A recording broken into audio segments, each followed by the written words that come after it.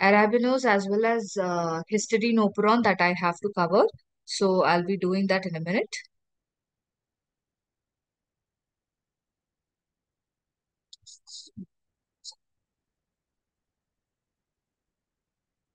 Right. So when it comes to histidine operon, we'll have to remember that whenever we are talking about operons, it is basically the fact that uh, just a second.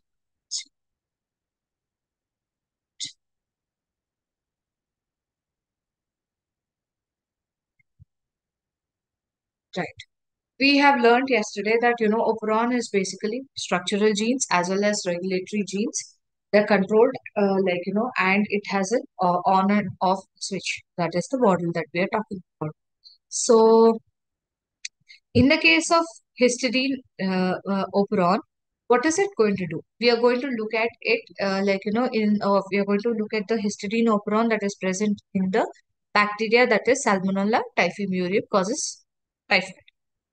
So the rate of the biosynthesis of histidine is controlled in two methods. One is there's an intracellular concentration of histidine which is going to rise, and there's going to be, whenever it rises, a feedback inhibition occurs and the pathway is shut. So if at all transportation of histidine into the cell is taking place, then intracellular concentration rises, feedback inhibition closes the pathway. And whenever histidine, which is extracellular, is completely over, exhausted, then the histidine pool, whatever is there, the amino acid pool, whatever is there, its feedback inhibition is retrieved. Biosynthesis of the histidine is going to be resumed again. Second way of control of the histidine biosynthesis is through repression control. So that is basically the intracellular concentration of the enzymes is being controlled, and it is a slower mechanism that, as compared to the feedback inhibition. Enzyme concentration may begin to slowly reach a steady level. So it is not going to be dependent upon the external histidine and its presence or absence. So it is not that is not the only factor which is going to regulate the histidine synthesis. Now, bacteria also keeps its rate of synthesis through the growth rate. Ability to adjust the histidine production will actually help in its metabolism as well. Now, when we come to the organization of this particular operon, it has 9 genes, which are completely in a single large his operon, as it is called as. So it has G, D, C, B, H, A, F, I, E. All of them code for in a different pathway only for synthesis of histidine. So from what is histidine, that is the amino acid, being produced from? From PRPP, which is 5-phosphoribosyl. So phosphate group in the penta, 5 carbon, that is ribose, 5-phosphoribosyl, 1 pyrophosphate. So this transcription actually is going to have the production of a single large polycistronic mRNA that's around 7,000 nucleotides, and it starts from the promoter HSP1 to a row independent terminator. Now we also have HISP2 and HISP3 which are located. See, this is HISP1, this is row independent, and this is going to be row dependent. Again, we'll just come to that in some time. So HISP2, 3 are located within this gene, that is going to be there within the structural genes. Now we have again stop codon of all the cistron is going to be overlapping with the translational initiational codon, that is AUG, downstream. Since it is the salmonella, it is FMET AUG. So it is going to be overlapping with the FMET AUG codon downstream of the histone. Now, there are 5 regulatory genes that regulate all this organization and the transcription of the histidine, that is RUST and W. And these genes are associated with the operon, but they are not exactly going to be very closely linked to it. So, HISR, this codes for histidine tRNA. HISS is histidyl tRNA synthetase. Now, histidine operon is not going to have a operator region and a CRP site. So this is how it is going to be arranged. We have the regulatory genes, which are like, slightly further from the or slightly further away from the structural genes, which are 9 in number. The transcription is going to be occurring over here, and you're going to get a single large polycistronic mRNA, and finally you're going to get protein from the precursor PRPP. Now, how is this going to be regulated? We're going to see that it is in a fourfold efficient manner in this salmonella in compared to, or when it is grown in a glucose medium, minimal glucose medium, and when it is grown in a rich glucose medium, of course, the synthesis of histidine is going to be fourfold more efficient. I'm sorry, it's the other way around actually. If you're growing this, if you want to synthesize histidine in a glucose-rich medium, it is not going to be as effective as it is going to be in a minimal glucose medium. So this is called as a metabolic regulation that adjusts the expression of the operon for the amino acid supply in the cell. So we have one particular effector that is going to be controlling this particular response, which is known as alarmone, PPGP. This is going to regulate primary promoter, which is HISP1. And what is going to happen is it will have a moderate amino acid starvation condition. So we are talking about histidine operon, which has 9 genes, structural genes, and this expression is going to increase. The effector expression is going to increase whenever there is a histidine starvation. We have spoken about when the two conditions when histidine is going to be, produced. One is when histidine starvation within the cell, that is intracellularly, or all the deficit of the extracellular histidine is also going to play a role during histidine production. So whenever there is histidine, starvation, it results in a tenfold increase in the transcription of the histidine, and this has an inverse relationship with the amount of histidine tRNA present in the cell. I know somebody has raised a hand. I'm sorry. Can you just post in a message if there's a possibility? I would like to take this class completely, and because we have got around 3 topics right now that I have to finish. I think today is the last day for us for your classes, online classes. So also I request the host to extend the class till 1:45 so that I can finish all of them. So in case you have any doubt, please post it in the group so that I can try to clarify it. I'll send in the PowerPoints and all of this to Kishore sir, and he will share them with you. I hope this is going to be okay with you right now. Right. So deprivation of this amino acid tRNA prevents termination of transcription. This is going to result in the transcription of the structural genes that are present. Now, how are we going to regulate this histidine operon? We have something called as an attenuation control. In this, what is happening is attenuation of transcription in which a regulatory element is involved. This is located in the upstream of the structural gene. This helps in modulating or changing the level of histidine biosynthesis enzymes expression. This is again correlated to or in response to the intracellular levels of the charged histidyl transfer RNA. So his specific regulatory element, which is going to be charged in a nucleotide leader sequence. There is a nucleotide leader sequence, which is around 180 nucleotides, in fact. And this is going to show you 2 features. One is a 16 residue coding sequence. This includes codons which are going to be in a consecutive manner, which is like 7, in fact, 7 consecutive codons present. And this will again specify histidine. So you have 7 histidine codons in a consecutive manner. And then also you have an overlapping region of diet symmetry. This is going to be capable of folding into a alternate secondary sequence so that whenever this is present, transcription termination or anti-termination will occur. Now, attenuation control of histidine operon. So, attenuation means cutting down.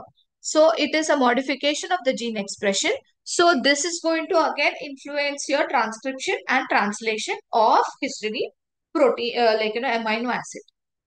So, again, tryptophan negative, histidine also negative, this is going to be there basically. The attenuator region or that sequence is going to be located in the leader peptide or leader region of the RNA transcript, and this is going to lie in between the promoter and the structural genes. So this is the promoter sequence from the 5' end and the structural genes that are going to be following this. In between this you have the leader peptide coding region. And this is a code that has a 14 amino acid residue leader peptide. And in this, it starts with methionine, and then you have a few amino acids, and then you have 7 histidine codons, amino acid sequence. So this is the regulatory histidine residue that is present in the leader sequence. So concentration of the histidine biosynthetic end product. This is what is going to regulate the translation of the leader peptide that is going to come. So again, like I told you, it is a negative regulation. So based on whether it is present or absent, regulation of the termination is going to take place. So whatever ribosomes that occupy the leader RNA are present, this is going to control the translation of histidine operon. This in turn again depends upon the composition of the histidine leader sequence, and this is again based on the availability of the histidine tRNA present. If there is histidine in sufficient concentration, then histidyl tRNA is going to be more. So what is going to happen? The tRNA is present, right? Ribosome also passing across the leader sequence, is not going to halt. Now, again, codons, adjacent nucleotides, they are there. So what happens is you have the formation of the RNA terminator. So this prevents the translation of the histidine operon structural genes. So whenever there is no operon structural genes translation occurring, this causes no histidine production. That is the end result. So RNA segments, there are 6 RNA segments that are present over here, and they form a stem loop structure. So you have in the 6 RNA segments, you have the 6, they are named as A, B, C, D, E, F.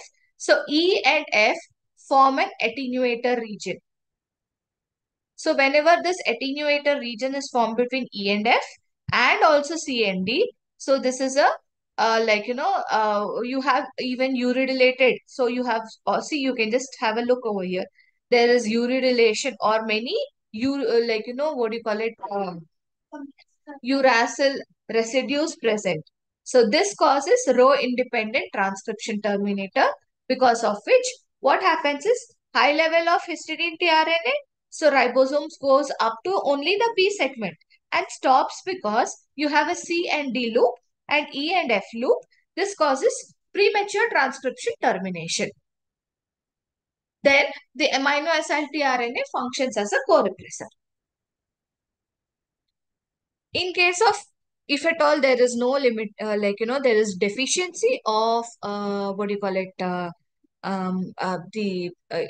is more amount of histidine present, all the leader peptide basically, what is going to happen is it fails to initiate, and then you have an AB structure, CD structure, and at the same time EF stem loop structure, forming a strong transcription termination. So this is all the hairpin loops that is being formed in the leader peptide. So this will actually help in halting the elongation of RNA pol until ribosome starts translation of the leader sequence. Now, how is this going to go down? This is anti-termination. Whenever we do not have histidine supply, then this is going to cause the ribosome to pause, we have come till the step BC loop and the DE loop. Now, as it passes the leader sequence, it masks the codon. This permits the base downstream to to base pair. You have sorry, from the anti-termination structure, and then translation of the histidine operon occurs, the structural genes especially, because of which production of histidine is occurring. So low level of charged tRNA, histidine. So we are looking at low level of histidine, level of histidyl tRNA or charged tRNA histidine. This causes delayed, the ribosome is delayed at the histidine codons itself of the leader peptide. We have 7 histidine codons, and then this prevents the AB pathway from making segment A. So again, base pairing between B and C and D and E prevents the formation of attenuators. See, I told you the attenuator is E and F. So low histidine levels prevents formation of E and F attenuator loop, because of which this will cause anti-termination conformation. Then the histidine operon, what RNA pol will continue to the structural genes, and then it is going to cause the synthesis of histidine. And you can just have a look. This is the most simplest manner to explain histidine operon. Leader region, RNA pol. So you have regions 2, 3, 4. All of them have homology. So 1, 2, and 3. Histidine low, 2, 3 forms a loop and no terminator. So what is going to happen is histidine production or structural gene translation. And when there is a 3 and 4 attenuator loop being formed, then what is going to happen is histidine biosynthetic genes are not going to be made. So this is all about the histidine operon. Let us just have a look at the arabinose operon. Just give me a moment, please. I need to check the down.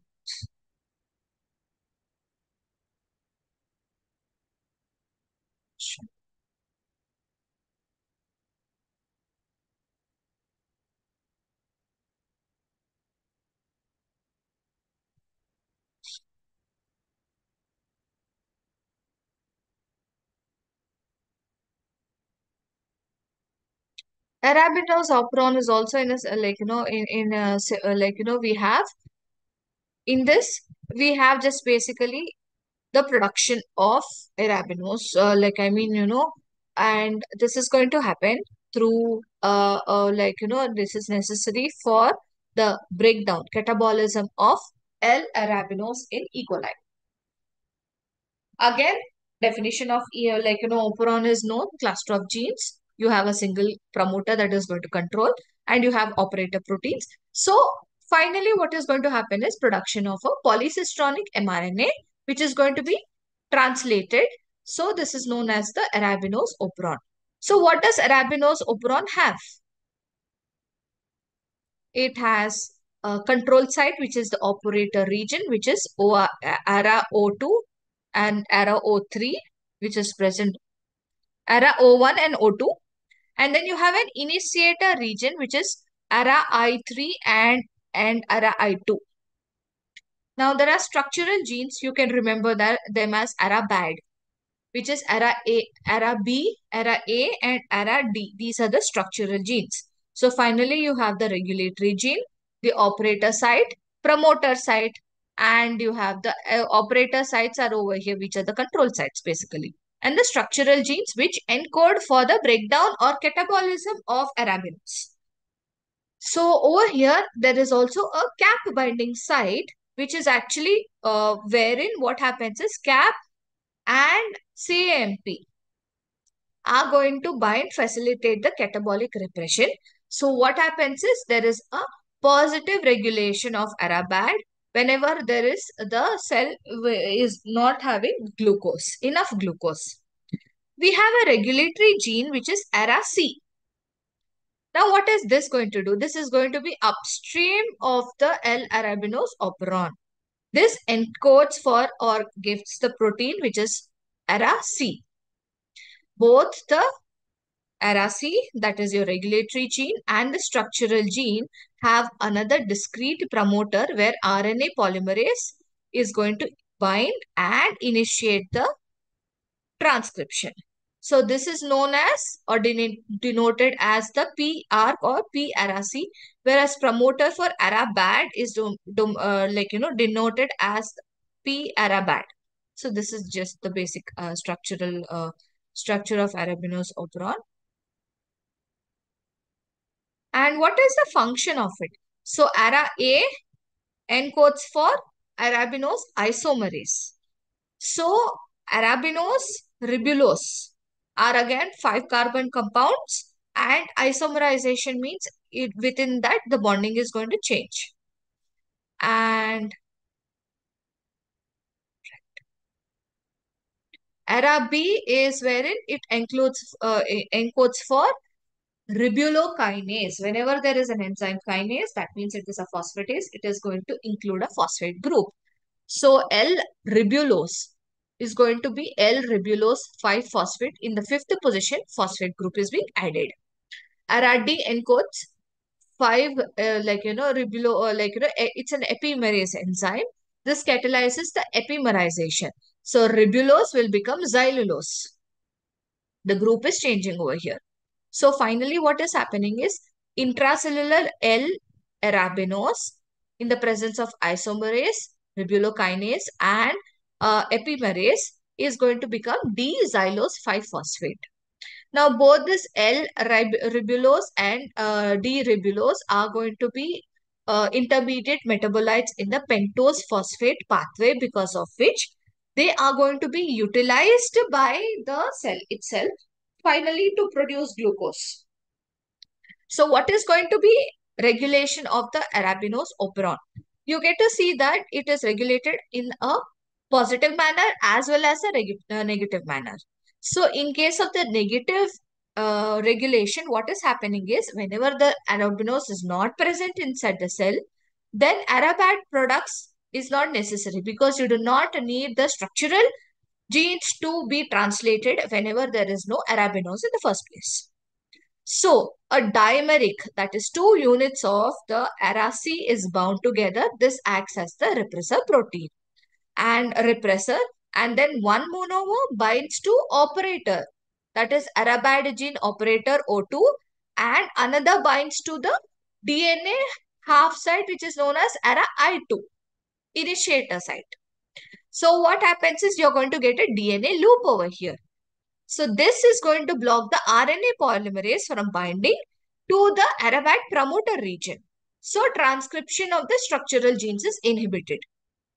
Now, when there is a positive regulation of the Arabide genes, what is going to happen is whenever there is no glucose in the cell, we are talking even about a pentose phosphate pathway over here. So we want byproducts or intermediate products of pentose phosphate pathway. So ultimately, whenever there is less amount of glucose, then that is when Arabide gene expression is going to take place because of the presence of arabinose. So if it is present, then ARC and CAP protein work together, CAP gene work together and function as activators.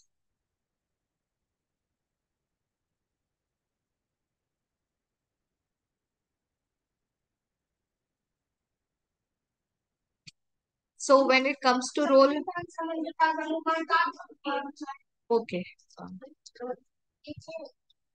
So when it comes to that, we have a CAP CAMP catabolite repression. So CAP gene is going to act as a translational activator whenever there is an absence of glucose. When glucose is absent, high level of CAP protein and CAMP binds to this CAP binding site situated between the ARA. Please excuse me.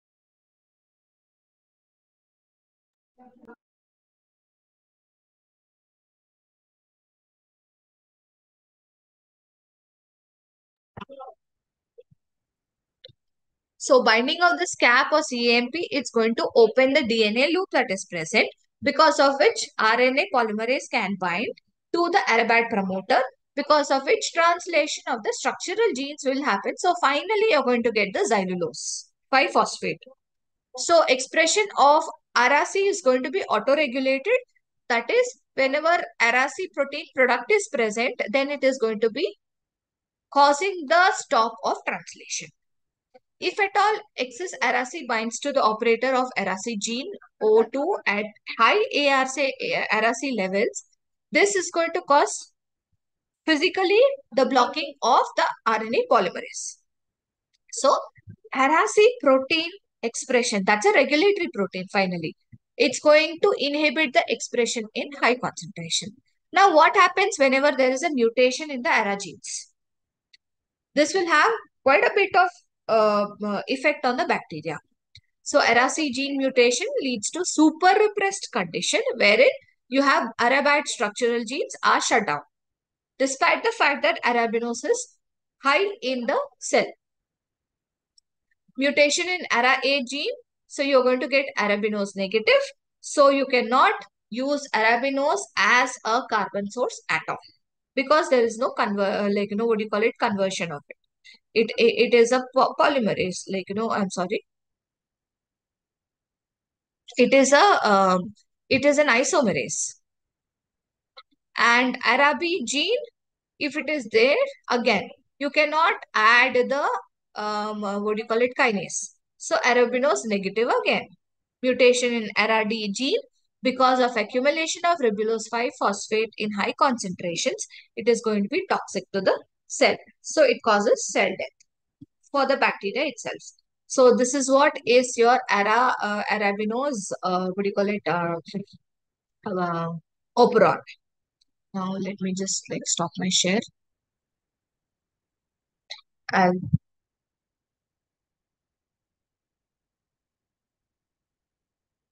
right. Just give me a moment. I will go with ahead with the next topic. I'm looking at the PowerPoint slides.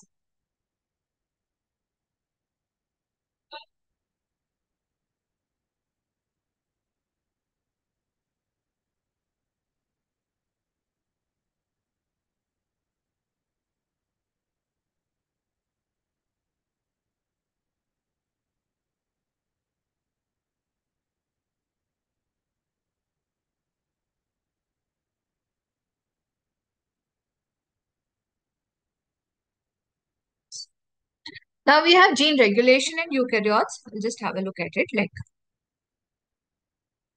when it comes to gene regulation in the eukaryotes,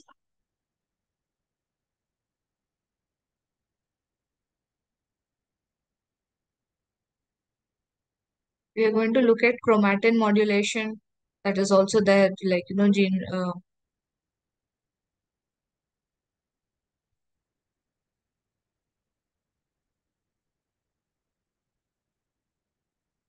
Right. Let me just share this thing.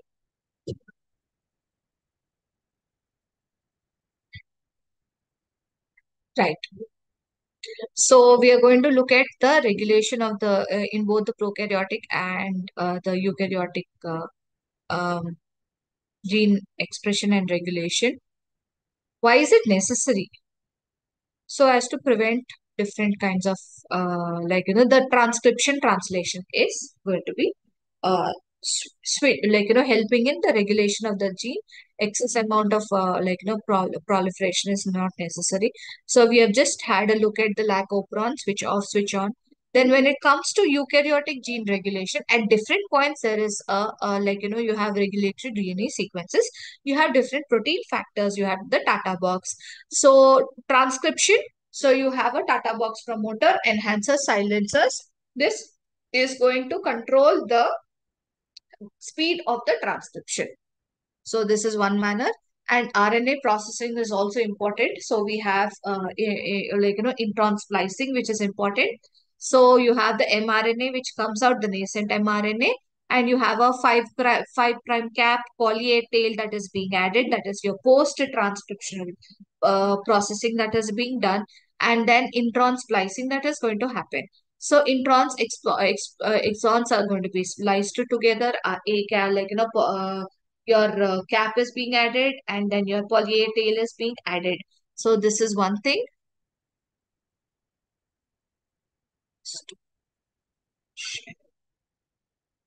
I had taken so many of these slides that right now, just like finding the proper one is difficult.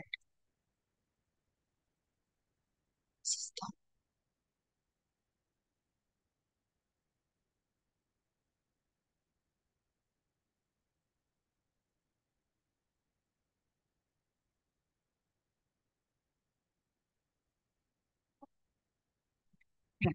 Got it.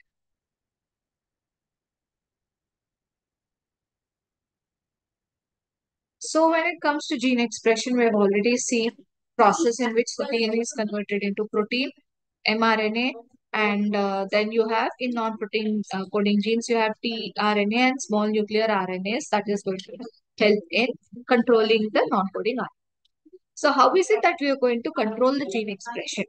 So you have regulatory genes that initiate a production of the regulatory proteins. I'm so sorry.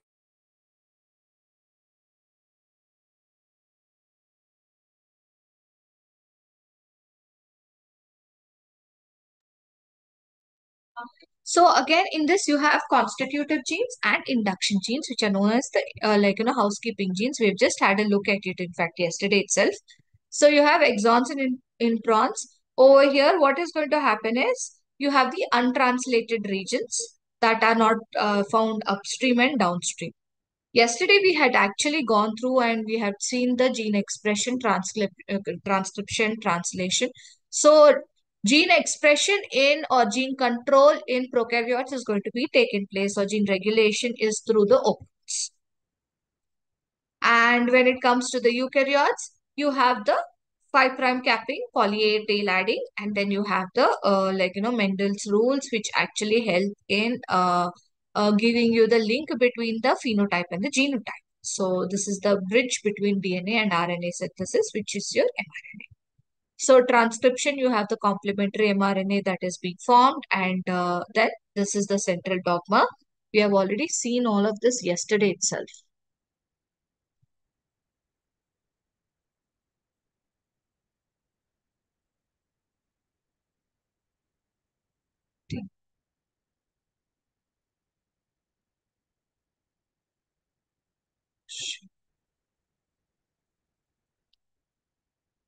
Now, I would like to actually go through the role of chromatin in the gene regulation.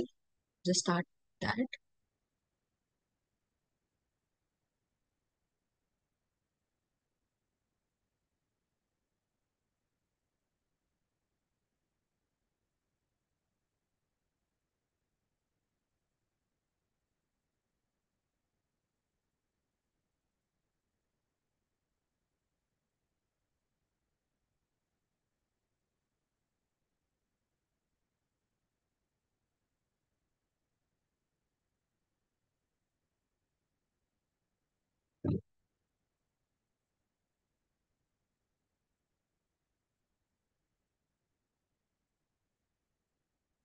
So when it comes to chromatin modulation role in the gene regulation, what we are going to see is we all know DNA is consisting of your basic chromosomes and genes, and it is completely, you've got an extensive packaging of the DNA that is taking place, and histones play an important role in this, and all of this is known as your nucleosome.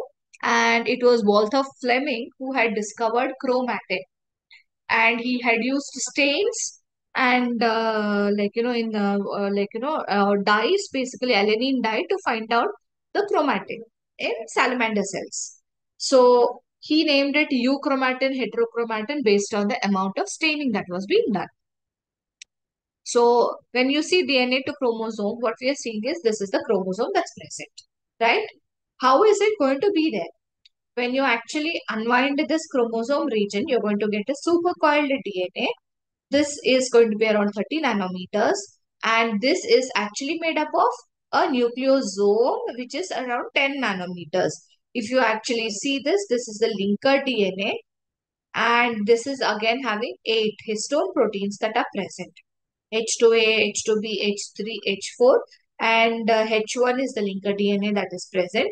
And all of this is the nucleosome complex.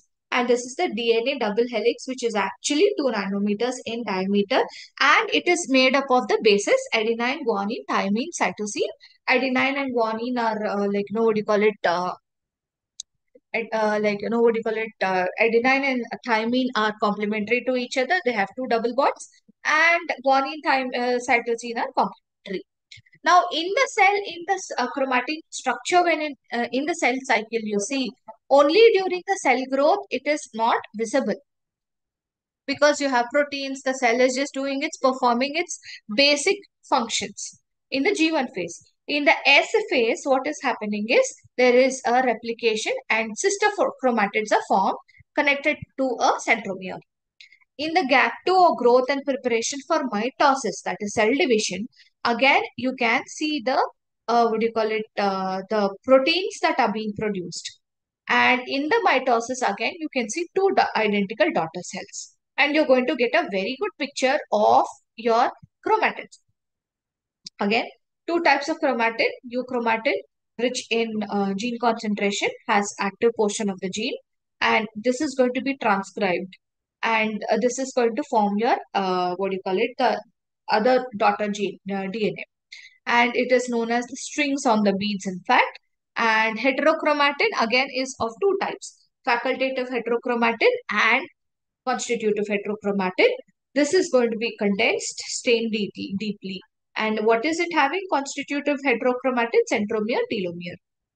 Now, proteins are going to be the histone proteins, and this is the linker DNA that is present. So, this is how euchromatin is going to be placed. Because of which it is lightly stained. Heterochromatin is much more densely packed, because of which it is densely stained, or you can just see that much more visible, and it takes in more dye.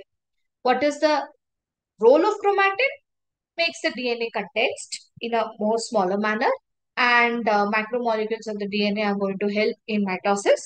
DNA damage is not going to take place. Nucleases are not going to go and act on the DNA, the DNA, and gene expression, replication of DNA are going to be regulated.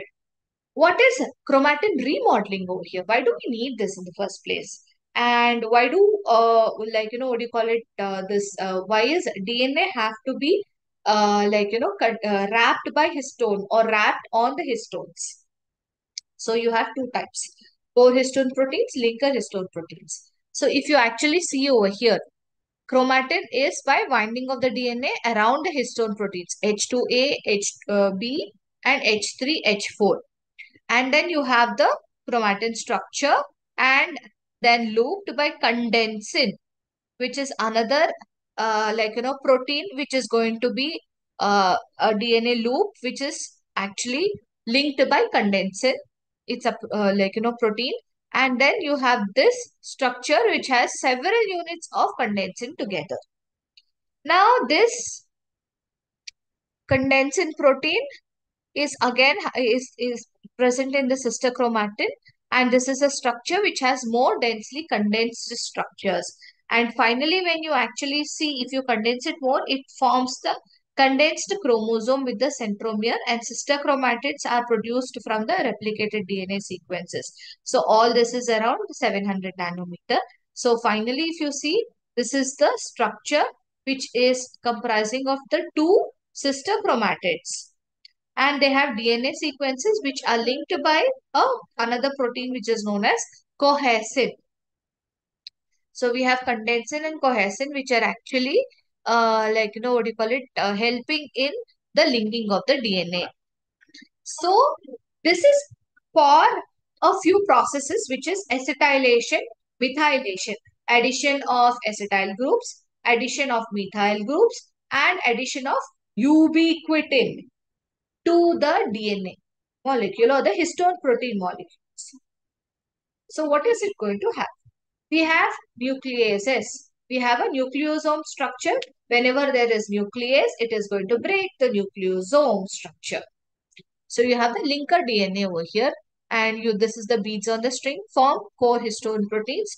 Nuclease digests, formation of the nucleosome core particle, dissociation in high concentration of salt. Salting actually causes the DNA to disintegrate. That is because your linker DNA is getting digested, and at the same time, dissociation whenever there is a high concentration of salt. So basic level. Histone octamers are coming out, and then 147 nucleotide pair DNA double helix is being separated. and you're going to get your H2A, H2B, H3, H4 histone proteins. So methods again can be of different types. So you have the direct nucleosome mobilization method, nucleosome disruption or sliding or transfer. So again, you have different complexes that are involved in this, and it is an energy dependent method, and some of them require transcriptional factors. And you also have the chromatin being modulated by three mechanisms, and it is going to recognize the acetylated histone protein. So this inactive ATP, and then this is more accessible. And then you have the transcription factor gene, which comes, and whenever this is present, then you have the remodeling that is being done, sliding of the nucleosome that is being done, and the optimal transfer that is being done. So what are the modifications that can be done on the histones? So you can either add an acetyl methyl phosphate group, or you can add ubiquitination. And at the same time, any of these two phenomenon can occur simultaneously. So acetylation and demethylation together. Example, I'm just like kind of telling you. So you have the Tata box promoter over here. So this is the gene activator protein, and you have the histone acetyl transferase enzyme. So acetyl transferase. So acetyl group is being transferred. So you can just see in this histone acetyl transferase, you have since you have the gene activator protein, the transfer of the acetyl group is going to take place. So what is going to happen is you have even a transfer of acetyl group, and you have a kinase over here, and this is going, because of which you have a histone code for transcription initiation. And then you have the formation of the chromatin remodeling complex, and then you have the transcription factor 2D playing an important role over here, because it comes, and the assembly of the transcription this will actually cause the transcription to occur. So this chromatin remodeling complex, when it is associated with the different histone acetyl transferase groups, and that causes even along with the attachment of TF2D, then it causes transcription. So in final, this is how it is going to be, and you have your H2A being having methylation and phosphorylation, ubiquitination occurring. And if you see, what is going to happen finally is whenever there is transcription that is going to happen, so that is when you have the regulatory DNA sequences, and you have the different kinds of modification.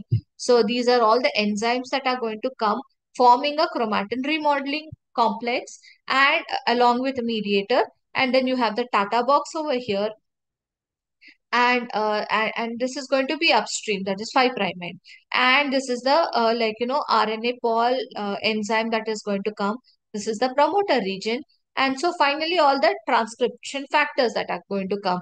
And yes, this is a TF2D complex, so this will initiate or start the transcription.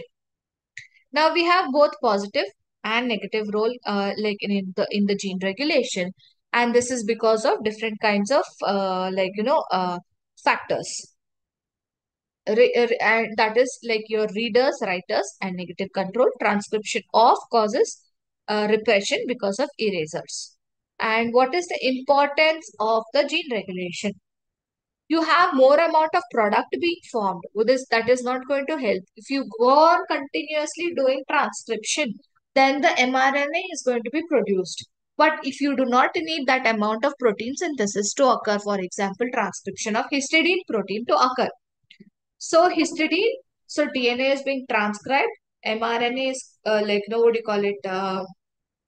I'm sorry, I shouldn't say histidine protein. If at all I want a protein such as kinase, or I want peptidyl glucose 6 phosphate dehydrogenase. It's an enzyme.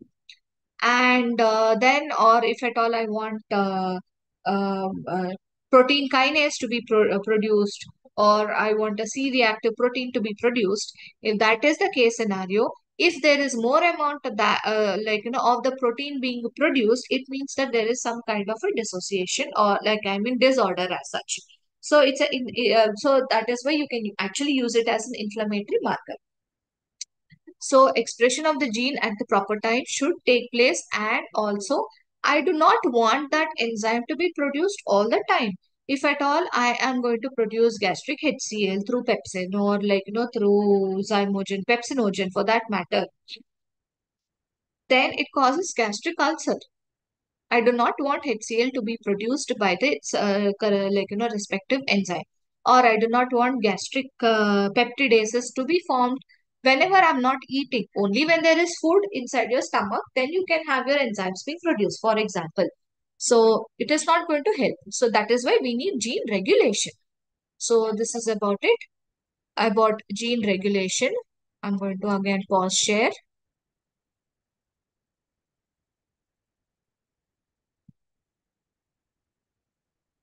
So when it comes to this, we have almost completed our topic, or lesson 13. In fact, I would like to go for the gene regulation in prokaryotes. In fact,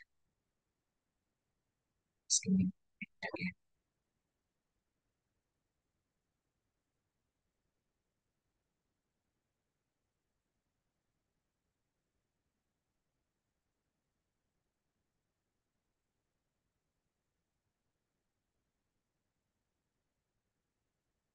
So we are done with your lesson 12, which is gene regulation. Now I want to talk about the gene transfer methods in prokaryotes.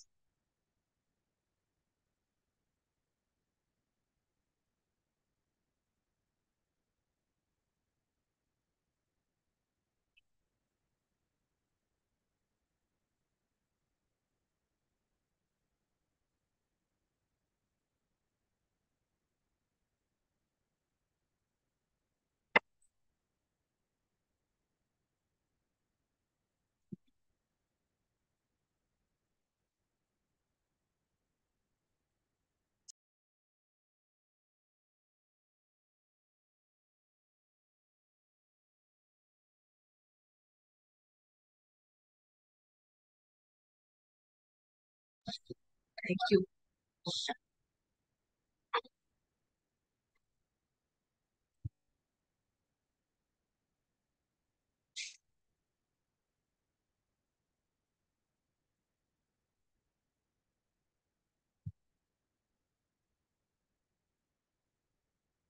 Right. So when it comes to transformation or in the case of prokaryotes, we have many methods of transfer of the gene. So there was always what do you call it, this interest in knowing as to how there was how are the bacteria being formed? Is there DNA? How is it getting converted, or going into the other the other bacterium? And is there any change in its genetic material? So it is this genetic transformation in which mostly bacteria archaea get foreign DNA material fragments, so that there is a genetic variation. We have different types again. So in this, the DNA genetic material in the prokaryotes actually exists as a single circular chromosome. So very easy to know what is happening in it. So again, reproduction is through mitosis, asexual method by binary fission, or by mitosis. And the asexual method is by mitosis. So bacterial cell, in case of the binary fission, it's going to get enlarged, divided according along the equator. You're going to get genetically similar cells. Again, for variations, you have a gene transfer method. So because of which you have different, you see, the bacteria end of the day should be able to survive in different environments. So what are the types of prokaryotic gene transfer methods? So you have transformation, transduction, conjugation. What is happening over here? In transformation, so the bacteria takes in a DNA fragment from the environment, and that is actually from another dead bacteria which is present in its surrounding. Transduction, DNA from one cell to another with the help of a virus, that is usually a bacteriophage. So what is going to happen is, this virus is going to go take the transfer DNA from one particular bacteria to another particular bacteria. So this virus is going to infect the bacteria, taking control of the replication machinery. So again, virus is formed. At the same time, transfer of genetic material is taking place. Conjugation, transfer of the DNA directly from one cell to another through conjugation tubes. So DNA transfer involves plasmids that can replicate in the bacterial cell independently. So in a gist, transformation, transduction and conjugation with the help of a conjugation tube. So there were a lot of scientists who were actually very keen to find out as to what exactly is happening. So they did quite a number of tests. So you have this Frederick Griffith, and they had done one particular test, and then again Avery and McCarthy and McLeod had concluded that it was basically DNA, that is the genetic material which is used, or which is the material that is being transferred in the transformation experiments. So let us just have a look at it.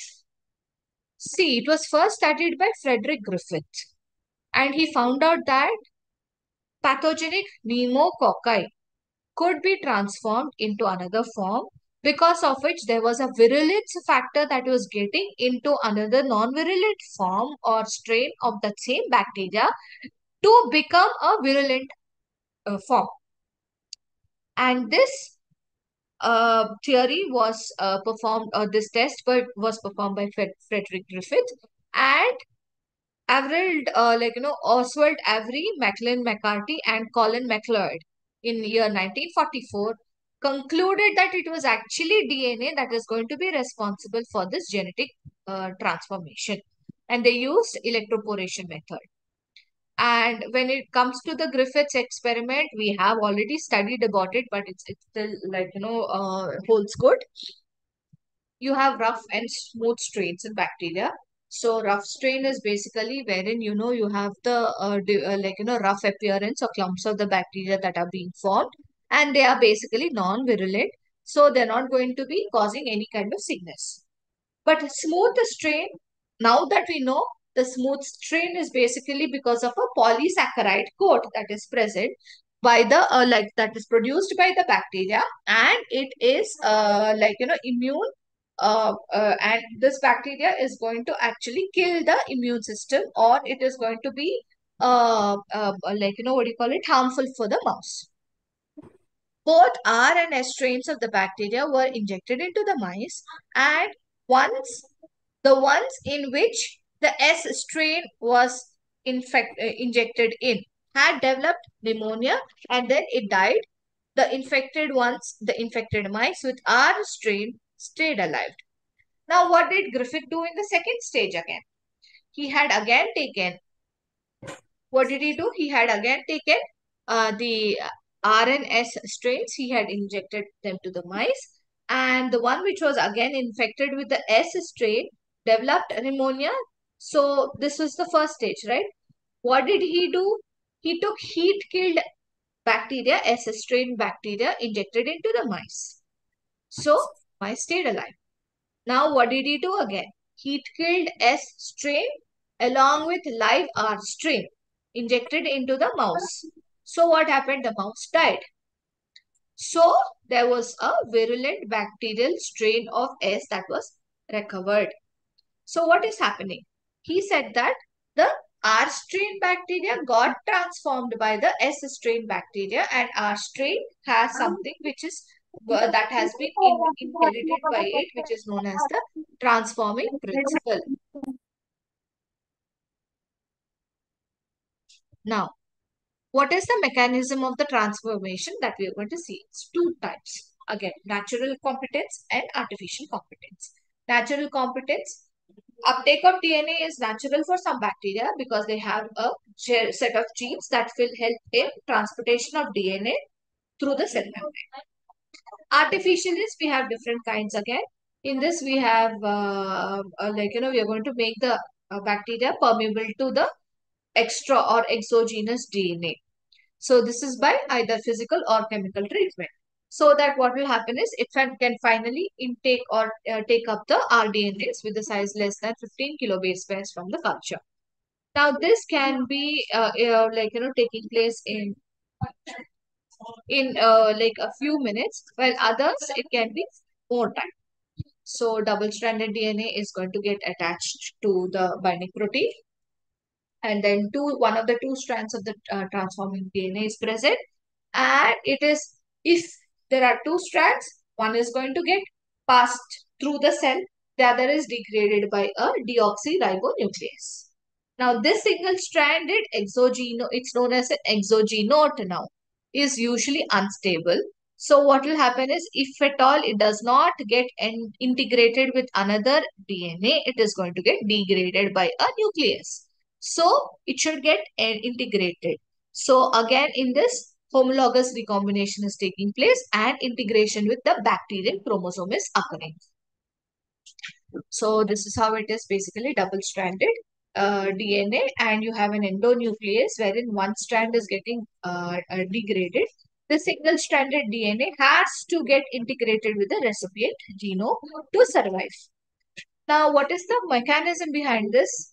So another scientist in say 1974 showed this mechanism of bacterial transformation in this. Again, the competent state is transient.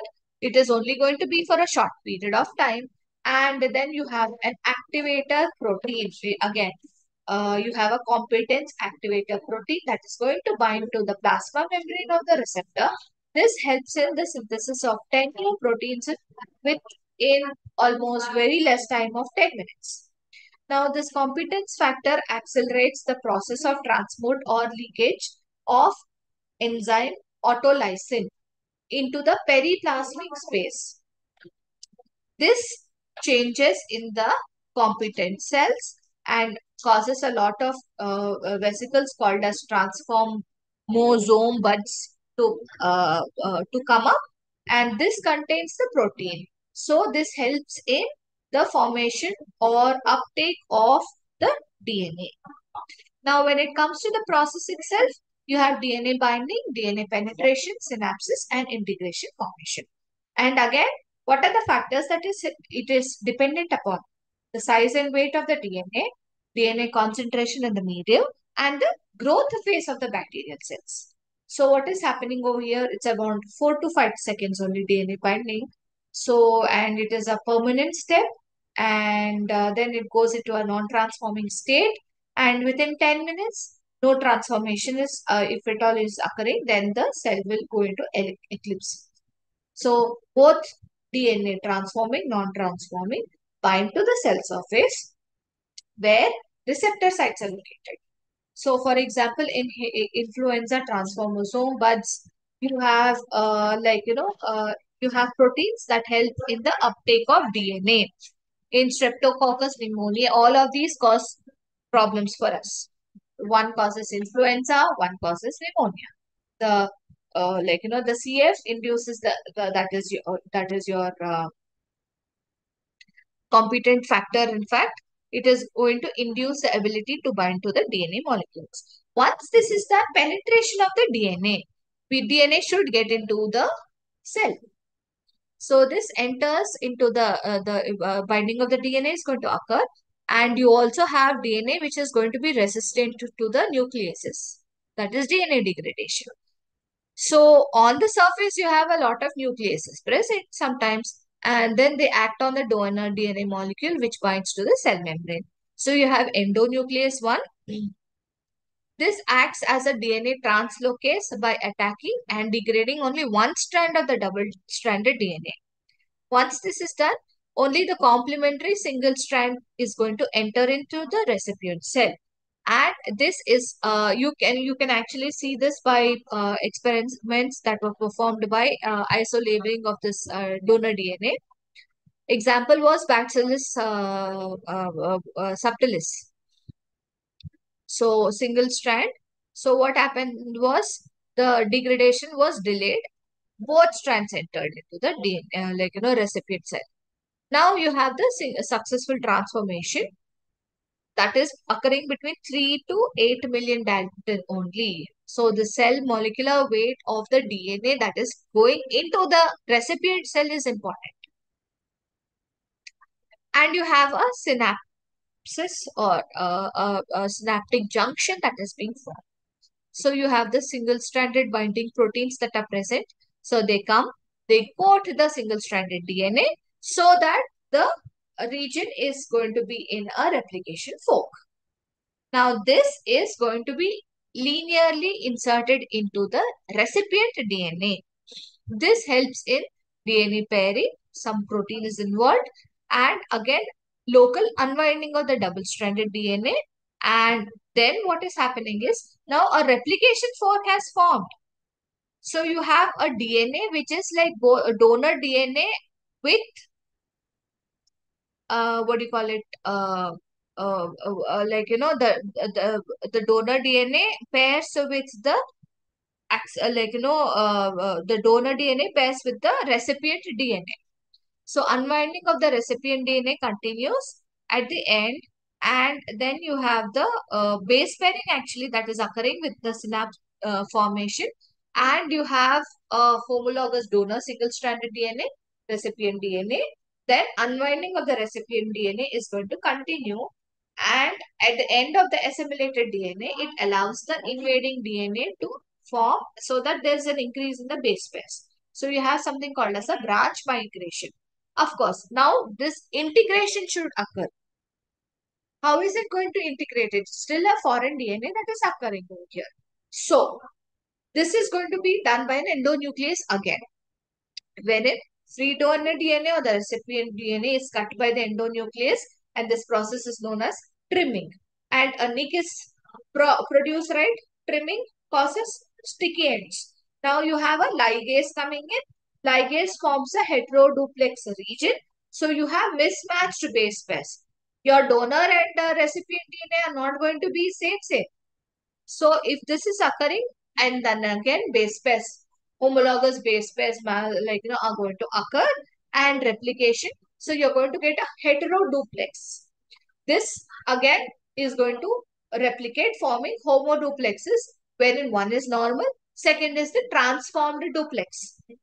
And this genes are going to be different from the recipient genes by, of course, base pair mismatch is going to be there. This mismatch repair system, you have LE markers present, can either correct the donor strands that are present, or what are they going to do? They can be used as markers. So these two cells are going to be differentiated. How are you going to differentiate between the donor pair and the recipient pair? Using antibiotic markers again. So how are you going to, in case if it's a physical method, you're going to use different methods of transformation. Chemical methods for integrating DNA into the recipient cells, you're going to have by using some chemicals.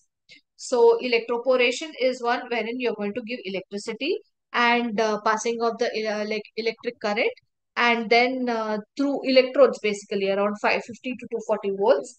You have aluminum electrodes that are going to conduct this electric pulse, and cell DNA solution is present together, pipetted into the cuvette, and this is going to help in transfer of the DNA for within gram positive bacteria, and it is a very efficient method of transformation. So what is happening over here through electroporation? Basically, plasma membrane has phospholipids. Phospholipid, it's a bilayer. So you have polar molecules. It is polar in nature. So DNA is not going to pass through the membrane. So whenever this polarity in the phospholipid bilayer is disturbed, nicks will come or gaps will come through which the DNA is going to pass through, and then finally it is able to reassemble again. So the hydrophobic interior, hydrophilic exterior of the cell is going to be again assembled quickly, simultaneously. Now, through using different kinds of, you have other methods also, micro injection, wherein you're going to go directly pass through with the help of an injection. You can pass through into the DNA itself. You can just pass on or inject the foreign DNA. Gene gun is also in the same way.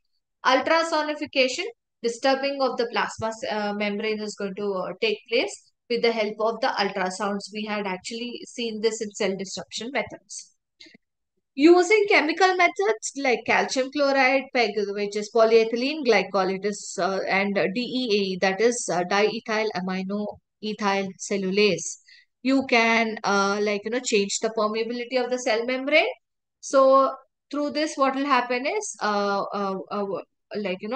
what is going to happen is penetration through the the plasma membrane takes place. So because of which, whenever you use CaCl2, what is happening is plasmid DNA, that is the foreign DNA that is present, is going to get into the cell, because the lipids in the lipid membrane are going to be having mix of holes. So for introducing your recombinant DNA in the E. coli cells, basically what is going to be added is your calcium chloride at room temperature, which adheres or sticks to the recombinant DNA on the surface of the E. coli cells. So what will happen is, because of this, the cell wall is going to be modified, and your rDNA in the form of plasmid is going to get into the calcium chloride. And this is at around, and then when you heat it up to 42 degrees Celsius, then E. coli cells take the rDNA. In almost 3 hours, you have the recombinant DNA inside your recipient DNA. And this is how you do. Centrifugation, E. coli culture suspended in CaCl2, and then you're going to aliquot them in fact, and then you're going to add your plasmid DNA to them. Of course, you have to maintain the proper conditions over here. So you're going to get your colonies with the rDNA in it. So what is happening over here? Positive charge in acting upon the negative phospholipid head of the cell membrane. So a neutral situation is going to come. Positive and negative interaction leads to neutral. And whenever you lower the temperature, it makes the negatively charged DNA, which is having phosphates, going to go into the cell. And heat shock, because we have a temperature imbalance of 40 and ice cold conditions. This helps in a temperature imbalance. You're going to give a current as well, which helps in the DNA to get into the cell. We also have something called as a liposome mediated transformation, in which what is happening is liposomes are your spherical vesicles, again phospholipid molecules in fact in a single layer, and this is produced by your glycolipids and your cholesterols and other surfactants and proteins. So they can be loaded with DNA inside, and you can use a membrane fusion or an endocytosis for uptake. So you have a DNA liposome complex or a lipoplex. This is going to get fused with your target cell membrane. And what is going to happen is, once this is getting fused, then the DNA, which is like there inside within the liposome, is going to be transferred into the cell. So whenever the lipids are agitated with water, basically you have the phospholipid layer forming a micelle. So a micellar manner, and polar hydrophobic phase outside, non-polar polar hydrophilic phase outside, non-polar tails phase inside. Now you have the recombinant DNA, water, phosphatidylcholine present and integrated with the lipid bilayers. They are going to develop around the DNA which is present inside. So this is called your liposome. This is added to the bacterial culture. So when it is added, then you have the fusion of the bacterial cell membrane with the liposome, and then liposome is going to discharge the DNA into the cell. And inner lipid layer has the nucleoproteins, right? So the enzymes are not going to attack that. So this inner lipid layer is going to fuse with the nuclear membrane, and all the nucleus contents is going to come into the cell. And if you add PEG medium to it, then liposome fusion onto the bacterial cell wall will increase. So this is a liposome positively charged outside, DNA which is present inside.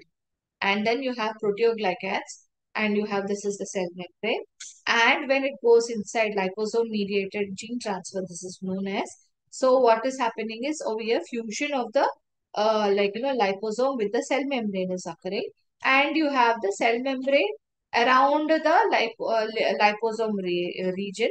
This is known as through endocytosis, that is formation of an endosome.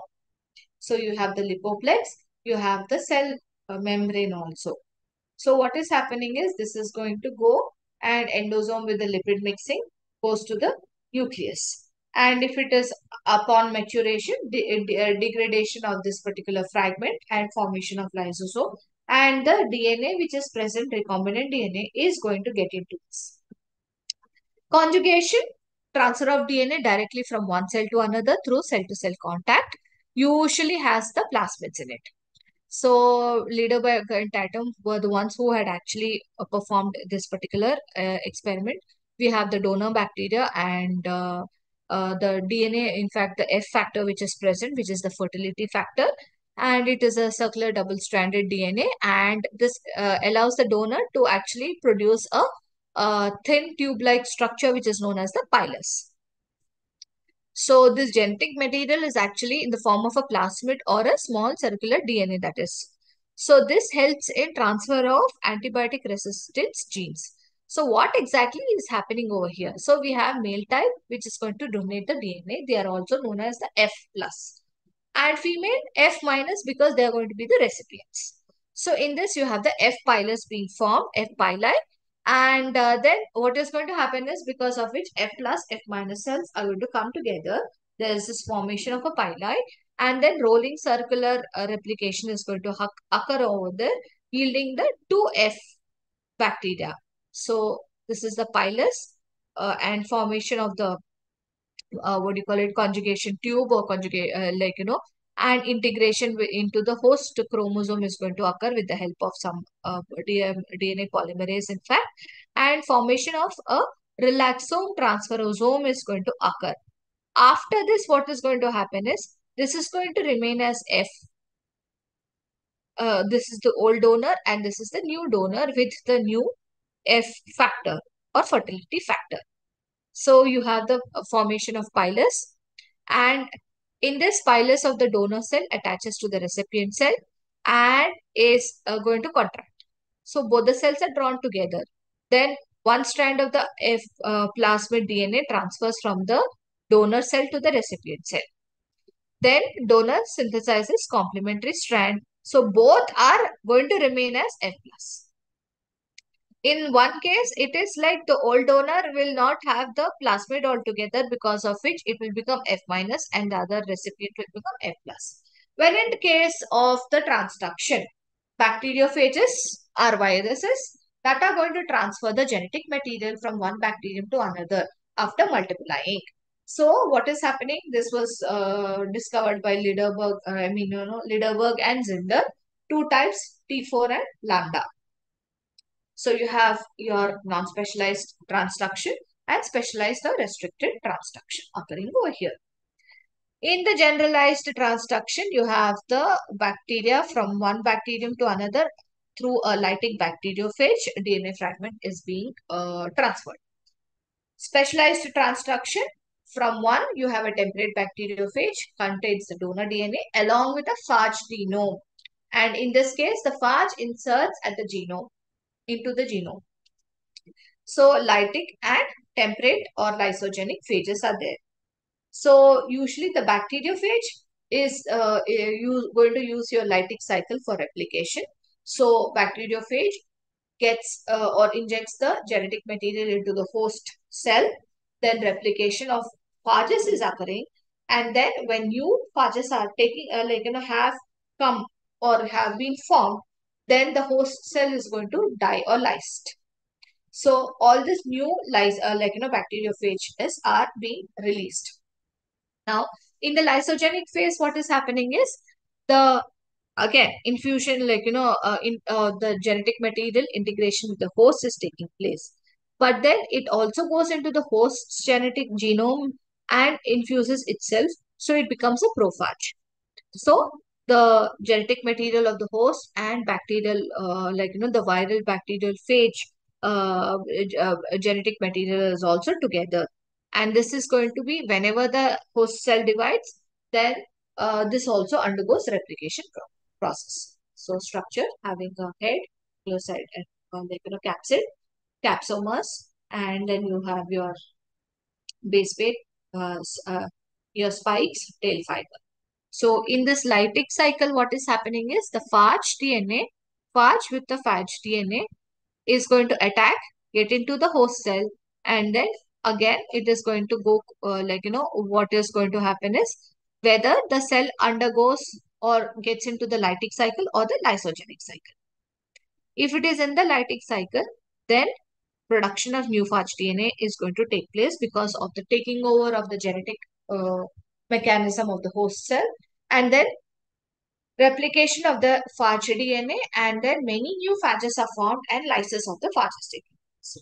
In case of a lysogenic cycle, what is going to happen is integration of the phage DNA with the host DNA, because of which a prophage is formed. And when the prophage is formed, it can actually go into the lytic cycle again. So bacteriophages enters into the bacterium, and formation of bacteriophages is taking place basically when it comes to the transduction. So you have phage DNA, donor DNA, and then breaking down of the host cell DNA is taking place. Protein phage DNA is also synthesized basically. Packaged again in the, so bacterial host DNA is packaged in one of the viral capsids and then released through lysis of the bacterial cell. Now what happens is this transfusing phage will with the host DNA infests the new recipient cells. So you have rDNA occurring over here or R recombination occurring, and this is going to be a mixture of donor DNA 1 and the own DNA. So it's a recombinant cell that has been formed altogether. In specialized transduction, prophage DNA, that is host DNA with the bacteriophage DNA, is integrated with into another cell, bacterial cell.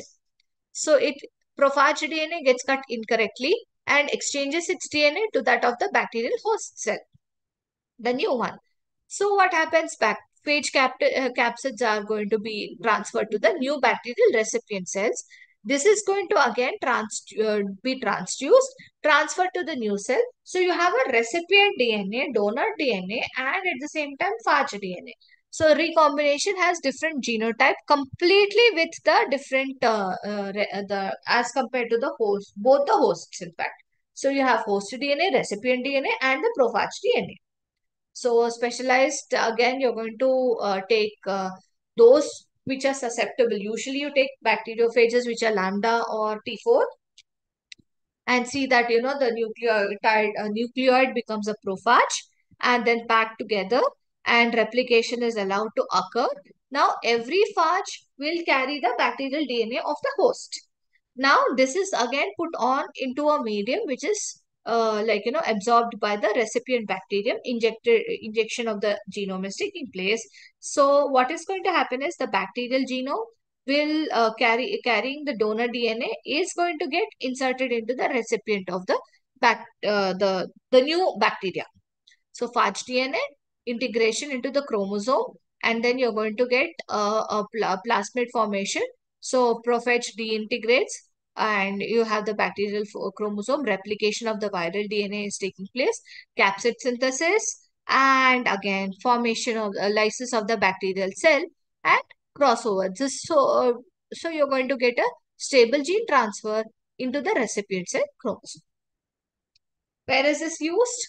Many places. For knowing the chromosomes of the bacteria, mapping, bioremediation. So you're going to have ability to degrade hydrocarbons, especially for removing oil spills. Gene therapy, drug delivery, and insulin clotting factors from the bacteria. Earlier, pig insulin was very common, but right now we are trying to produce insulin through bacteria. and to help in crop disease resistance and in pharma industries. So this is all about your different processes of your bacterial gene transfer methods, that is transformation, transduction, and conjugation. So this foreign naked DNA, whenever it is incorporated or taken up by the bacteria, it is getting incorporated into the genome of the recipient cell. This is going to help in diversity amongst the bacteria. It is going to be useful for us. So this is basically microbiology you'll have to read. So in microbiology, if you see, there's this book called Pelsar. So this is good. You can actually have a look at it. And yeah, that's more of it. So I'm going to pause my share, stop my share. Now I want to actually talk about our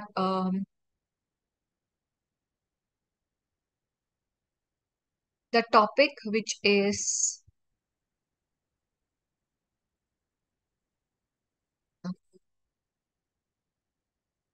I request you to give me time. I want to take this lesson up to 145 maximum.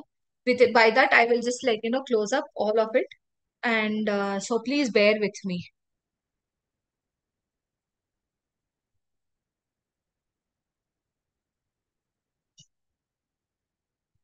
Right. We have something called as transposable elements, which is a very important topic that we have. So I will just start with that.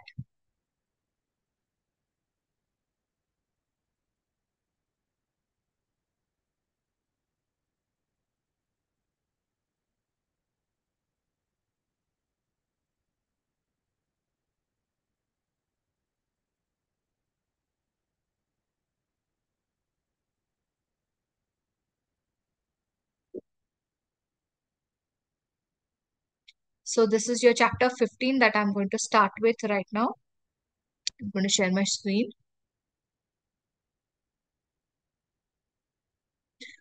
So what are transposable elements and why are they important? What are mobile genetic elements, in fact, that we can have a look at, or what is it exactly?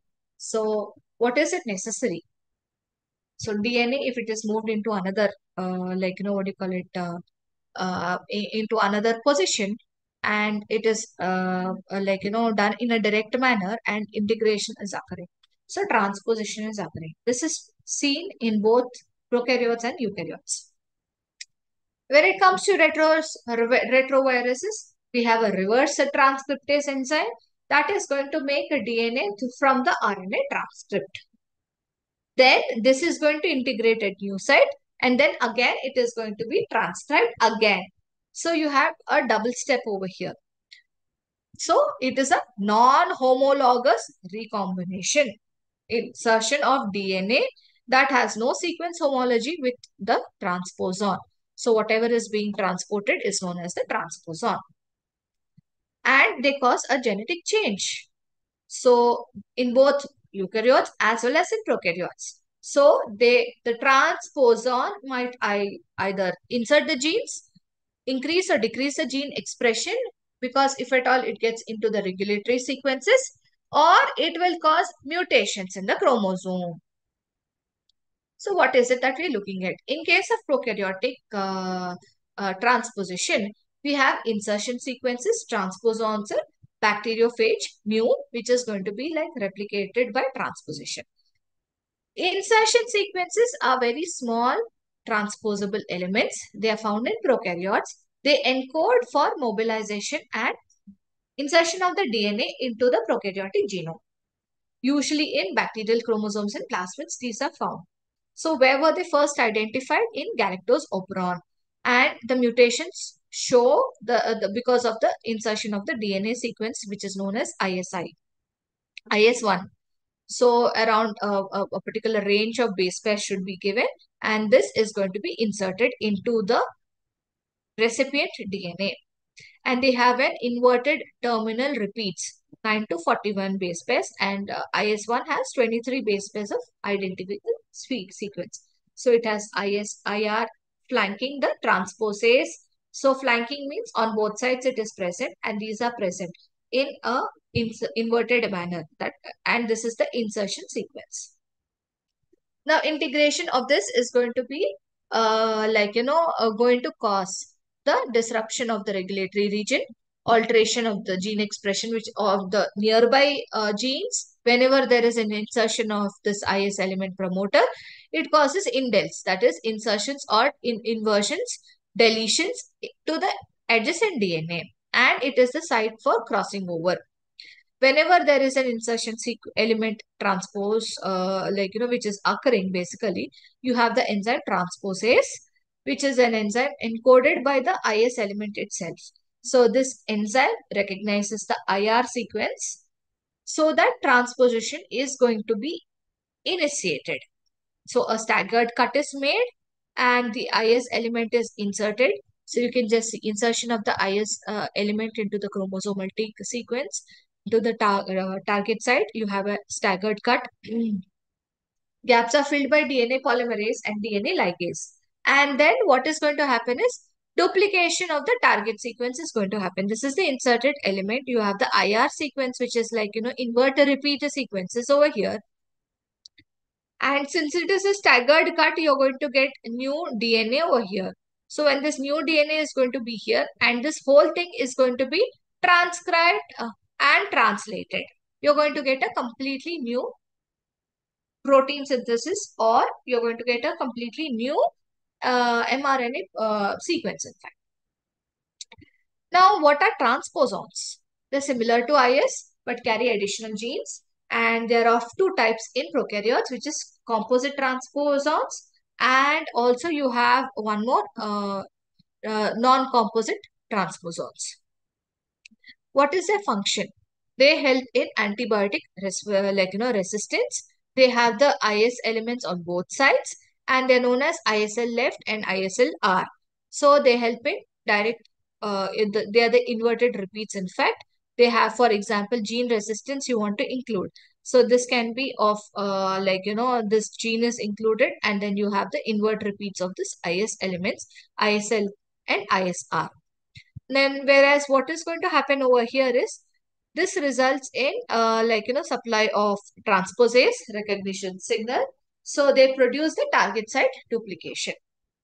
You can just have a look at it. When in case of non-composite transposons, what is happening is they do not terminate with the IS elements. So you have the protein which is going to be encoded over here. You can just have a look at it. There are repeat sequences that are present and they cause site duplications. And example is your TN3. You have a particular length and inverted repeats, has three genes, PLA, TNPA and TNPB. So TNPA encodes for transposase and this TNPB for resolvase and PLA is for lactamase. So you have right and left invert repeats also. At the same time, the mRNAs are produced accordingly. So it forms a duplication upon inversion, in fact. So on the left is different, on the right is different of the invert repeats. So models have been generated for the transposition basically, and you have even a co-integration wherein what is happening is the donor DNA with the TN is going to fuse with the recipient DNA.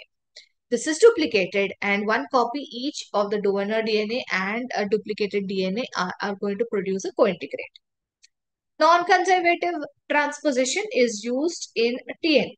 Like I told you, it is going to be of a different, both on the left and the right of the, what do you call it, the invert repeat, you're going to get a different DNA altogether.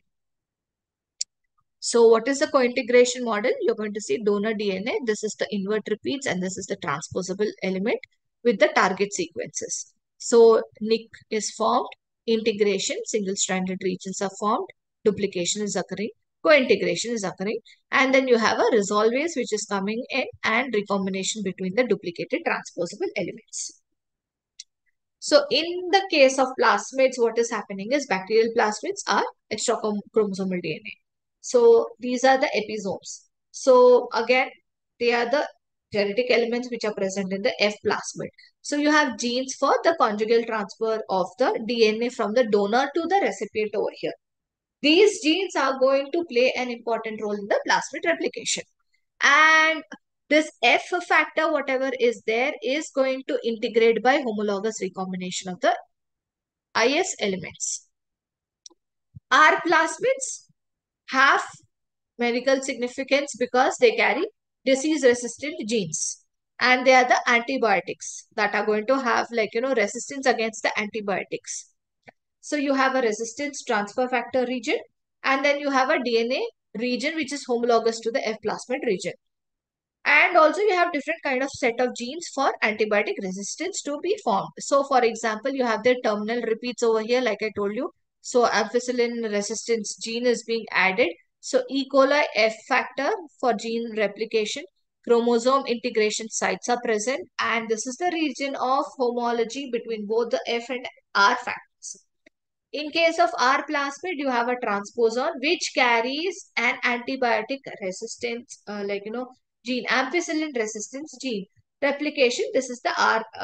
You can again include one more resistance gene against the, tetracycline, another antibiotic, and also kanamycin. So three. So multiple drug resistance genes, if plasmids. This is what is happening right now because we have multiple drug resistance being increased because of all this integration of the plasmids, in fact. Now, when it comes to bacteriophage mutator, it causes the mutations. So, when it is transposed, so following this particular infection, what is happening is it integrates into the host chromosome through non-replicative transposition. So DNA is flanked by prophage DNA flanked by target site with direct repeats, and this is lost, and replication with the E. coli chromosome is going to take place, and this is going to be integrated during the complete lytic cycle, and replication is by replicative transposition. So it causes indels, inversions and translocations. Give me a moment, please. Right. So this is how the mu bacteriophage, what do you call it, transposition is going to take place. You have the left inverted repeat. This is the complete mu genome. Right inverted repeat in the host DNA. And in the prophage DNA, it is going to be like, inverted again, right? 5 base pairs direct repeats are going to be there. And you have the inverted repeats. So deletion is by combination of two mu genes in the same position, orientation. If it is 5 prime to 3 prime, 5 prime to 3 prime, pairing of the mu genes of the transposons is occurring, homologous recombination or crossover. This produces the deletion of the genome. And each contains one mu genome or transposon. And then in case of this, inversion by recombination is going to occur and the inverted segment is produced.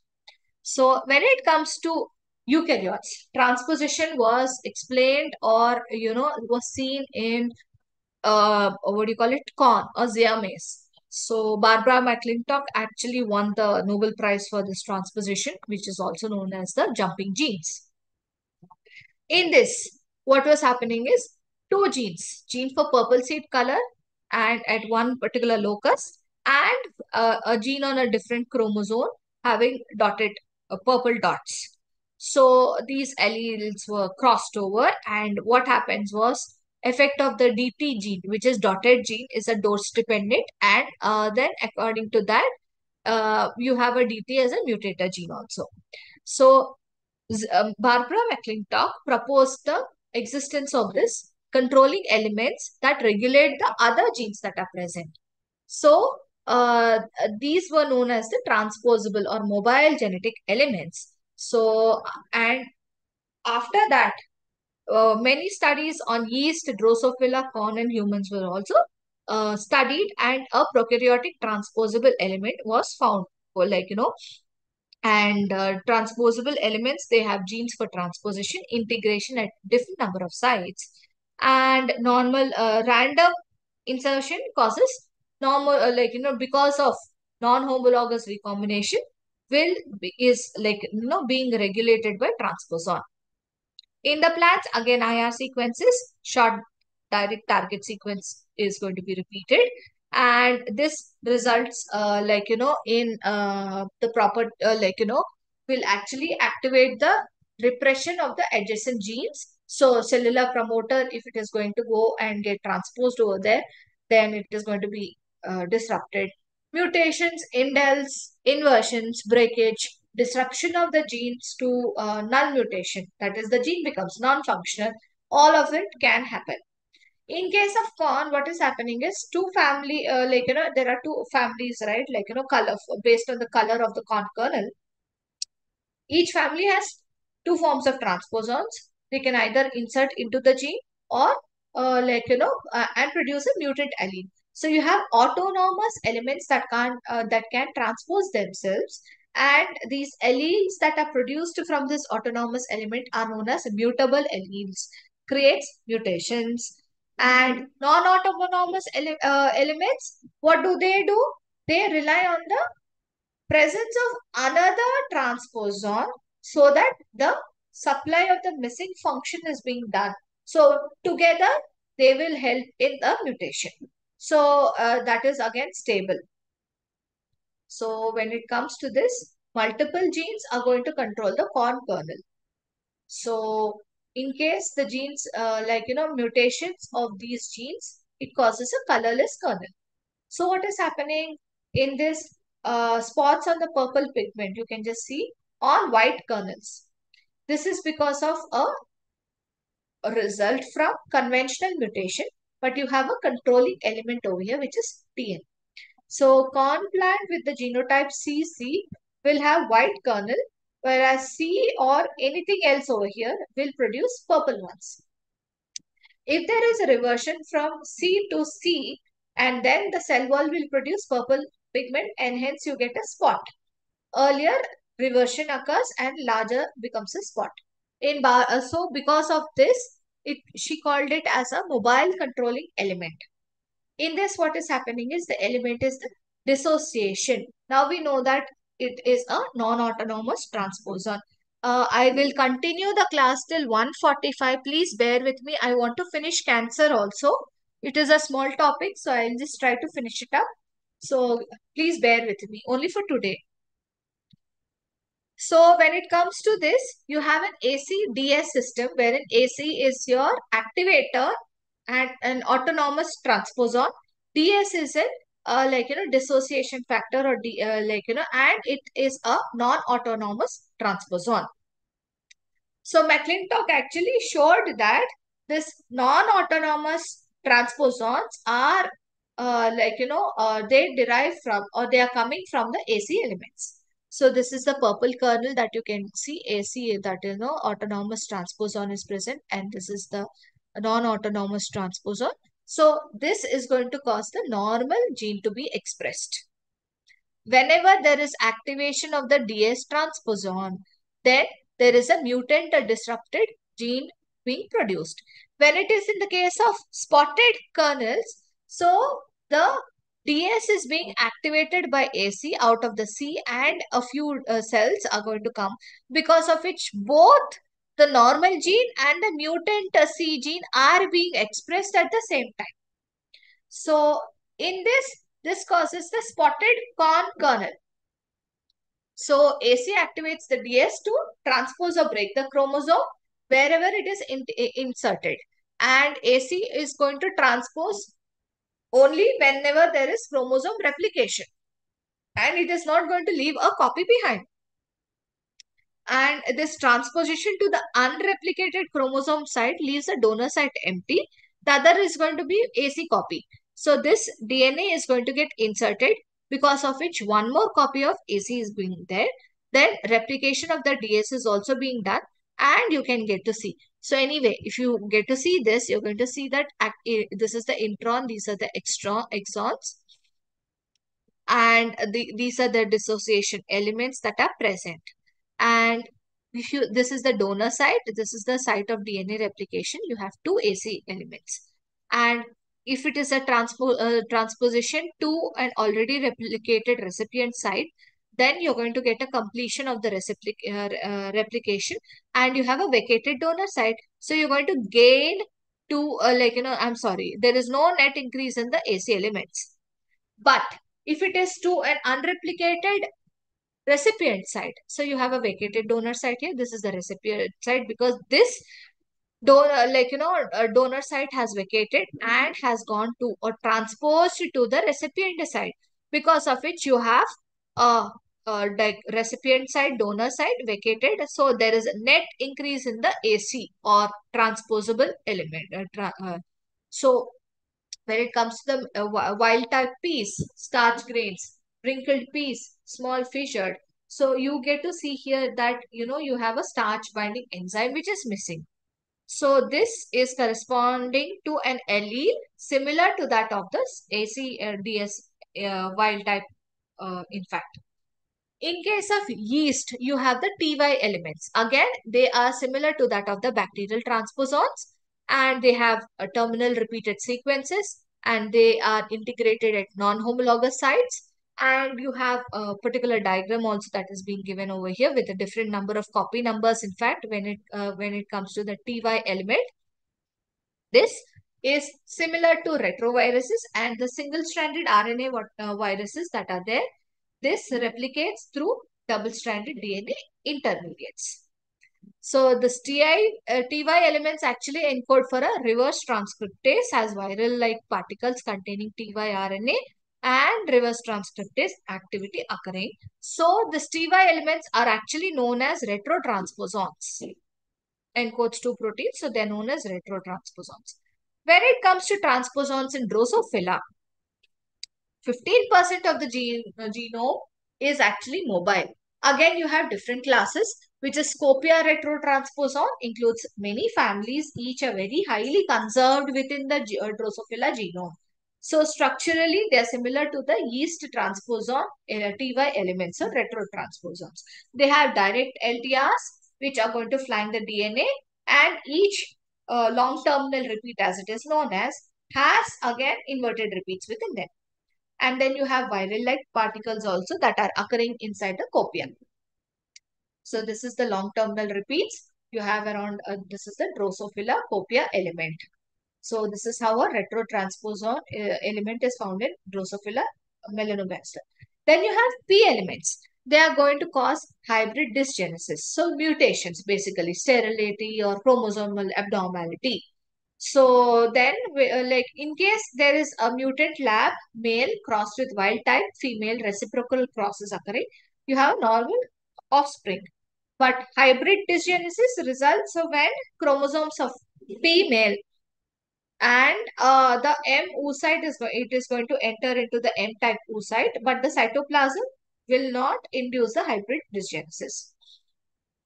So you have sterile because of hybrid dysgenesis. So you do not have, it appears normal, but genetically it is problematic. So this is known as hybrid dysgenesis.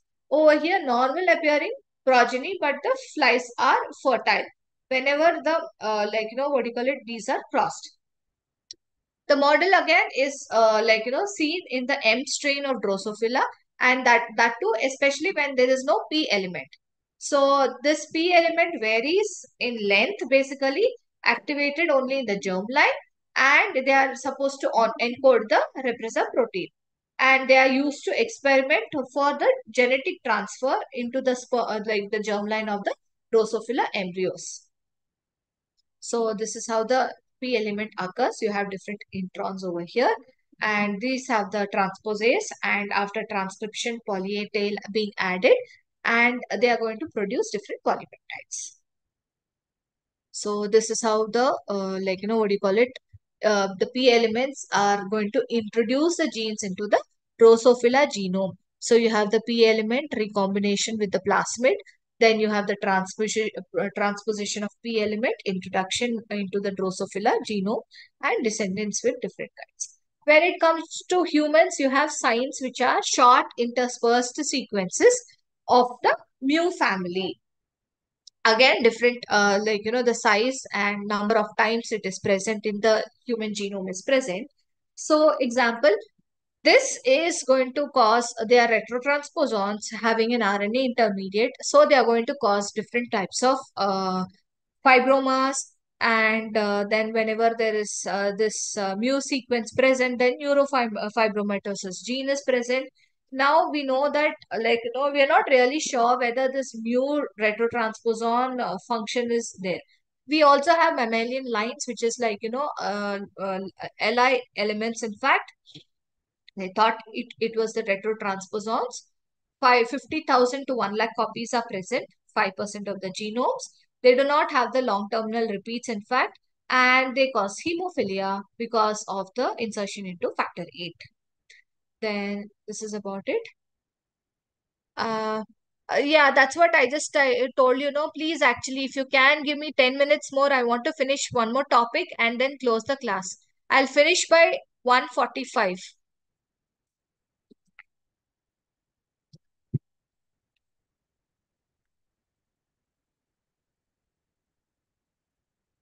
So this is your mammalian transposons. Now I'm coming to the last topic of the chapter, which is cancer. We have something called as the molecular basis of cancer that we are looking at. What exactly is it? Now we have cellular and molecular basis of cancer. So in this, cancer is characterized by abnormal and uncontrolled growth of cells. Normal tissues, you have you have cells being divided, new cells coming up, cells dying. Cancer, this balance is disrupted, so you have an uncontrolled growth or a proliferation of cells, or the loss of the cell to undergo apoptosis. What is it? Why is it? Because carcinogenic chemicals, radiation, viruses, heredity, you have so many of them. So what are they? You have cellular and molecular basis. In this, you have the oncogenes, that are the genes which help in self-sufficiency in the growth signals, that they have to be expressed. Or if anti-growth signals are there, those are the tumor suppressor cells. They have to be activated.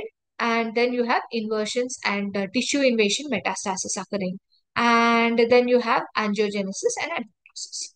So what causes this? Genetic diseases, yes, during cell division, alteration of the cell chromosome or protein synthesis, random events or external agents.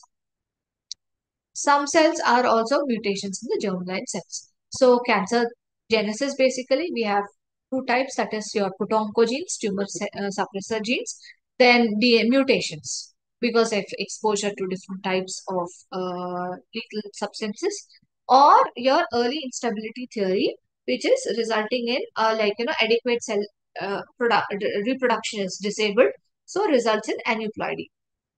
Okay, it's just the tip of the iceberg. We have not yet known. So acquired environmental damage is because of chemicals or radiation, UV radiation or different kinds of viruses also that cause cancer. So the normal cells, successful, if at all the successful DNA repair is happening, then it causes normal cells back. Otherwise, DNA damage. Then if at all this DNA damage is occurring, DNA repair occurs, it goes back to normalcy or the cell dies. If that is not occurring again, failure of DNA damage causes your, in the germlines at least, it causes the cell to have issues in growth or apoptosis. It will happen, cell death. Otherwise, mutations in the genome of the somatic cells activates your growth promoting oncogenes, or your if at all there is inactivation of tumor suppressor genes, or alteration in the genes that regulate apoptosis. It causes uncontrolled cell proliferation, and you do not have apoptosis also taking place, because of which it is going to be expressed as escape from the immunity, angiogenesis. Furthermore, mutations, progression of a tumor, and malignant neoplasm. Chromosomal abnormalities can be indels, that is insertions or deletions, duplications, reciprocal translocation, or ring formation or isochromosomes occurring. So nucleotide deletions in indels, that is there. And when it comes to this, 90% usually are sporadic, 5 to 10% only are oncogen, hereditary.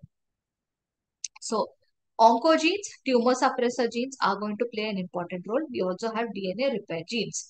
In this, whenever there is proto-oncogenes and tumor suppressor genes both working together, this causes cell proliferation. In case of cancer, the activated oncogenes are mutated or activated. And if the tumor suppressor genes are not working properly or mutated, it causes a malignant transformation. Oncogenes are mutated forms of the cellular proto-oncogenes that are usually present in every cell. And these code for cellular proteins which help in regulation of normal cell growth and differentiation. Again, there are five types. Proto-oncogenes, growth factors, receptors for those growth factors and hormones, intracellular signal transducers, nuclear transcription factors, and cell cycle control proteins. So these are secreted going on to the growth factor receptors, and then they go into the cytoplasm signal transduction pathway because the proteins are involved. Then they help in the nuclear proteins. They get into the nucleus, act on the transcription factor, and then they control the cell growth genes. So this is how you have the ligand binding domain receptor, basic signal transduction pathway with effector signal amplification, finally goes and acts on the genes and gene expression. So examples of proto-oncogenes are RAS, RAB, RAK, all of these are proto-oncogenes. And whenever there is an oncogene, it is a mutated RAS and it is always activated. So there is always this RAS pathway which is stimulated and proliferation is occurring. So whenever in the RAS family proteins, amino acid substitution is taking place, RAS gene or CRAS, HRAS, KRAS, the RAS family genes, in which position amino acid is being changed or there is a substitution, it causes different kinds of carcinoma, lung, bladder, colon, neuroblastoma, murine sarcoma, virus, in fact, actually acts on HRAS, KRAS and causes a change, this causes different kinds of sarcoma. Now, activation mechanism of proto-oncogene is by either translocation or transposition of the gene gets to the new locus and normal growth stimulating protein is produced in excess. Again, gene amplification, multiple copies of the same gene is being produced, because of which again protein is produced and expressed. Whenever this hyperactive protein or point mutation within the gene is taking place, oncogene is produced or hyperactive or degradation resistant protein is produced. So arrangement or translocation of the chromosome actually causes neoplasm, which type of cancers, that is your Burkitt's lymphoma, and translocation of the genes basically causes leukemia or ALL. So C-MYC translocated to the Ig locus results in the activated expression. BRCA or BCR-ABL fusion protein results in activated kinase. So again, gene amplification in all these oncogenes causes leukemias or blastomas or small cell lung cancer, different kinds. Now, what are oncogenes? They're usually dominant. Gain of function is happening over here because proto-oncogenes have been mutated. So, because of this, they are captured by retroviruses also. It can happen and then mutated in the process. That is, they become activated and become oncogenes. They behave like cellular oncogenes and mutated or get activated, because of which production of growth factors is occurring. So replication signals, uncontrolled signal stimulation in the intermediate pathway, that is your signal amplification. Growth factors, cell growth is done by transfer. When it comes to tumor suppressant genes, you have normal functions, that is to inhibit the cell proliferation, that is being cut off, because of which you have cancer. Both the gene copies should be defective for this. So you have RB gene, which is going to be a checkpoint. This is going to actually bind to the regulatory transcription factor, which is E2F, which is necessary for the replication of enzymes. So whenever this is happening in the genes, then because of the growth factor signal, RAS pathway, CDK cyclin is not in the presence of CDK cyclin, you have the phosphorylation of RB protein. So E2F is coming and binding onto the gene. So gene transcription is occurring, and because of which whenever this RB gene is being phosphorylated, inactivated, so uncontrolled proliferation causing cancer. You have P53 gene, which is a very important gene. This phosphorylated P53 gene in the signal transduction pathway. So you have activates the transcription of P21 gene, which is an inhibitor. It actually it inhibits the CDK cyclin complex. So the kinase activity is stopped. When this is done, then cell cycle is arrested. So DNA cannot be usually is being repaired. So if the DNA is not being repaired, then it goes directly to apoptosis. So whenever this P53 gene is disrupted, then DNA damage is occurring. Uncontrolled cell, because we do not have apoptosis anymore. So cannot phosphorylate. So cell cycle uncontrolled because this P53 is damaged. Because of it, CDK inhibitor is not stopping. It is not getting inhibited. So cell cycle is not arrested. So external signals, MIC, RAS, other genes, cyclin D. Finally, after all of this, you have the cyclin E, CDK2 active complex being there, and this will continue the uncontrolled cell proliferation. So normal function of this PRB, if you take, this is another gene which regulates the RB gene, in fact, regulates the P15 and the P16. I'm almost done, just a couple of more slides, in fact. So because of this causes, what do you call it, uncontrolled proliferation. So there are many tumor suppressor genes. BRCA1, BRCA2 causes breast cancer, RB2, P53, breast colon, lung cancer. All of this is going to be, what do you call it, if this tumor suppressor gene is inactivated, then it causes uncontrolled proliferation. Now we have DNA repair genes. Mutations in these leads to frequency of mutations in the other genes, such as proto-oncogenes and tumor suppressor genes. So you have BRCA1, BRCA2, then hereditary non-polyposis colon cancer. So many DNA repair genes are there. Mutations will cause tumors. So what are the molecular mechanisms of dsDNA? How important is it?